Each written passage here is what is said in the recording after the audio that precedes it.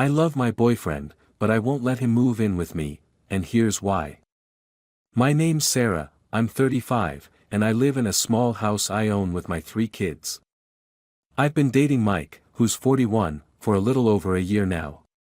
He rents an apartment across town, but lately, he's been staying over at my place 5 or 6 nights a week. The first time Mike stayed over, it felt like the beginning of something wonderful. He brought Chinese takeout, my favorite, and a bottle of wine. We sat on my worn but comfortable sofa, talking long after the kids had gone to bed. There was something so reassuring about his presence, like finding shelter during a storm. After my divorce 3 years ago, I'd forgotten what it felt like to have someone care about me that way. You have a beautiful home, he'd said, looking around my modest living room with genuine appreciation. It feels like an actual home, not just a house. I remember feeling proud. I'd worked so hard to make this place feel safe and warm for my children after their father left. Mike seemed to understand that without me having to explain. Those early days were filled with sweet gestures. He'd bring coffee for me in the morning before heading to his job at the architectural firm. He'd text during the day to check in, always asking about the kids too. My oldest, Lily, who's 12 and naturally suspicious of any man in my life, even started warming up to him when he helped her with a science project. At first, it was nice having him around. He'd bring dinner sometimes, and we'd watch movies together after the kids went to bed. My twins, Emma and Ethan, who just turned 8, loved his silly jokes and the way he'd let them beat him at board games. It felt like we were building something real, something that could last. But over time, I started noticing little things that bugged me. The first red flag appeared about 4 months in. I came home from work exhausted one Friday to find Mike already at my house. I'd given him a key by then, with his feet up on my coffee table, surrounded by empty snack bags and soda cans. Long day, he explained with a smile that usually melted my defenses. Thought I'd come over early and relax a bit. I brushed it off, telling myself everyone deserves downtime. But when I went to make dinner, the breakfast dishes were still piled in the sink from that morning. When I asked if he'd seen them, he just shrugged and said, "I figured you'd get to them eventually. You're so much better at that stuff than I am." It wasn't a one-time thing. Mike doesn't clean up after himself. He leaves his clothes on the floor, never offers to help with dishes or laundry, and basically treats my house like a hotel. At first, I made excuses for him. He works hard, he's not used to living with children, he'll adjust over time. But he didn't adjust. If anything, he became more comfortable with the arrangement. One Saturday morning, I asked him to help fold laundry while I made breakfast for the kids. "Babe," he said with that half-smile that was starting to irritate me, "you know I'm terrible at folding. Remember what happened to your blouses last time?" He was referring to the one time he'd helped, leaving my work clothes wrinkled beyond salvation. I'm someone who really values a clean and organized space. With 3 kids, I already have enough messes to deal with. My ex-husband wasn't exactly Mr. Clean, but at least he tried. Mike doesn't even pretend to try. So when Mike adds to the chaos and doesn't seem to care, it stresses me out.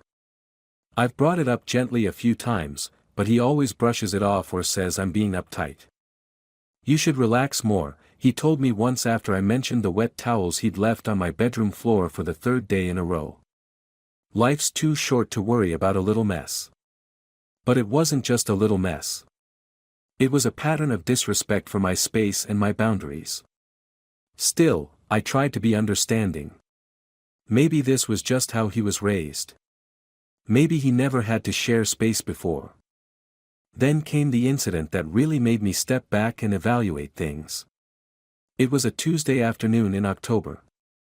Mike had stayed over the night before, as usual, and left for work before I got the kids off to school.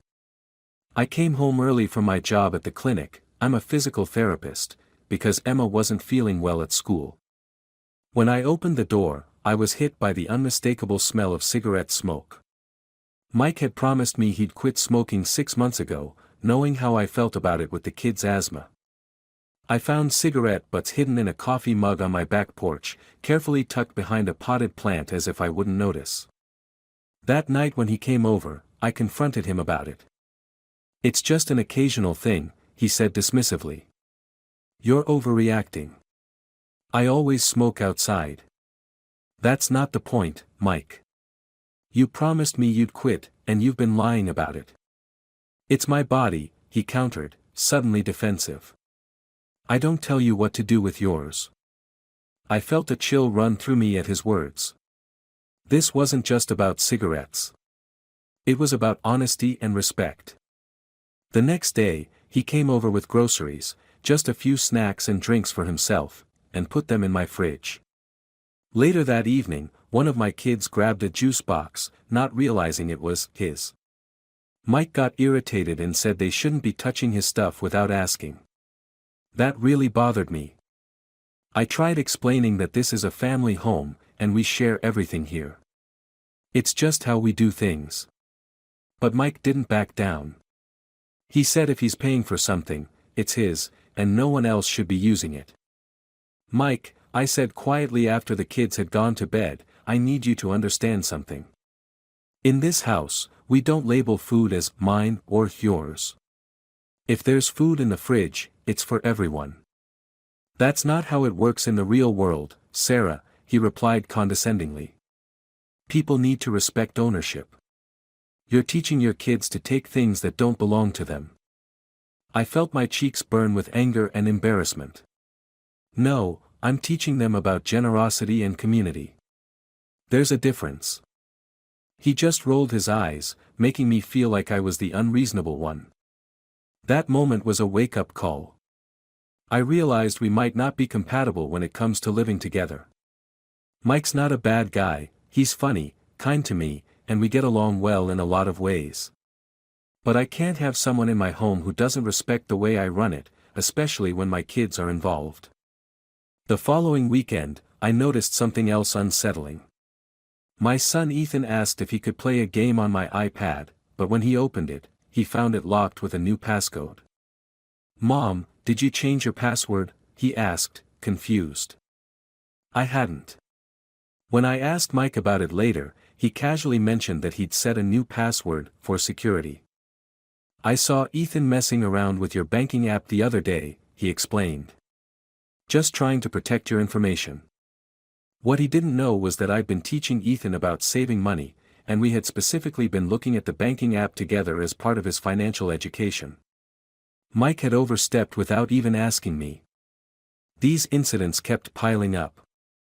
Mike started rearranging my furniture without consulting me, claiming the new layout was more efficient. He complained about the noise when the kids had friends over. He suggested I enforce stricter bedtimes so we could have more adult time. One evening, I overheard him telling Lily that she was too old to be sleeping with her stuffed rabbit, a comfort item she'd had since she was a toddler. She came to me in tears that night, and something inside me hardened. He's hinted a few times about moving in, but I've made up my mind. I'm not ready for that. I've told him I don't plan on getting married again, and I think our relationship works best with us living separately. The conversation wasn't easy. We were sitting on my porch swing after a dinner that he'd hardly helped prepare or clean up from.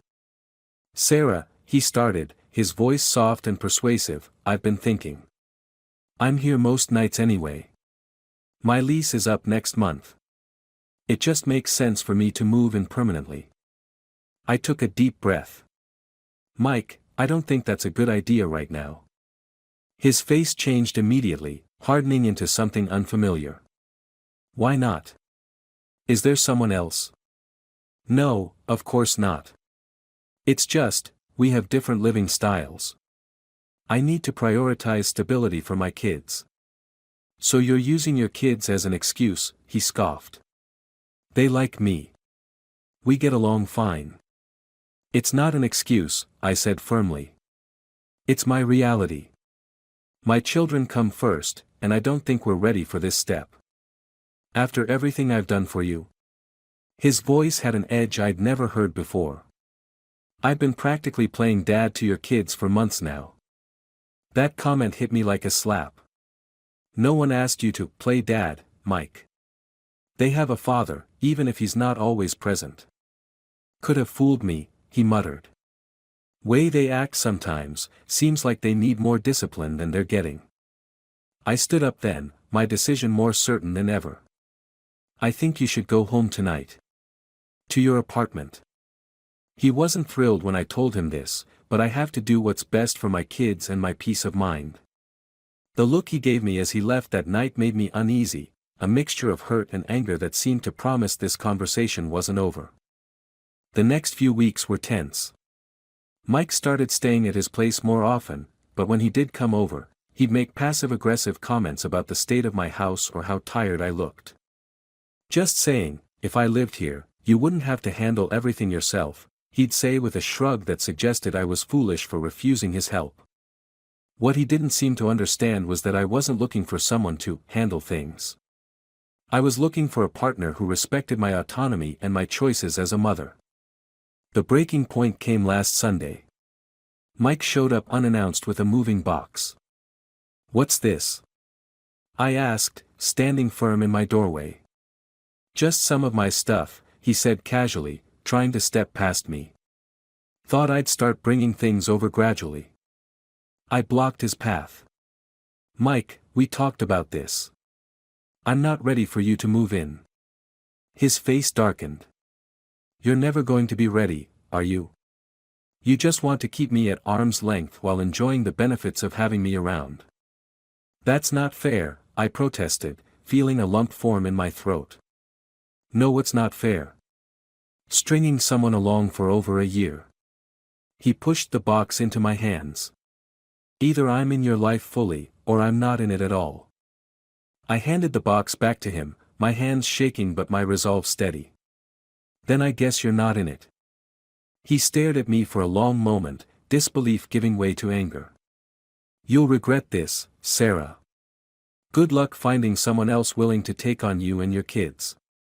As I watched him drive away, I felt a complicated mixture of sadness and relief. Part of me would miss the good times we'd shared, the way he could make me laugh, the adult conversation over wine after a long day. But a larger part of me knew I'd made the right decision. My home is sacred ground, it's where my children grow, learn, and feel safe. I won't compromise that for anyone, no matter how charming they might be some of the time.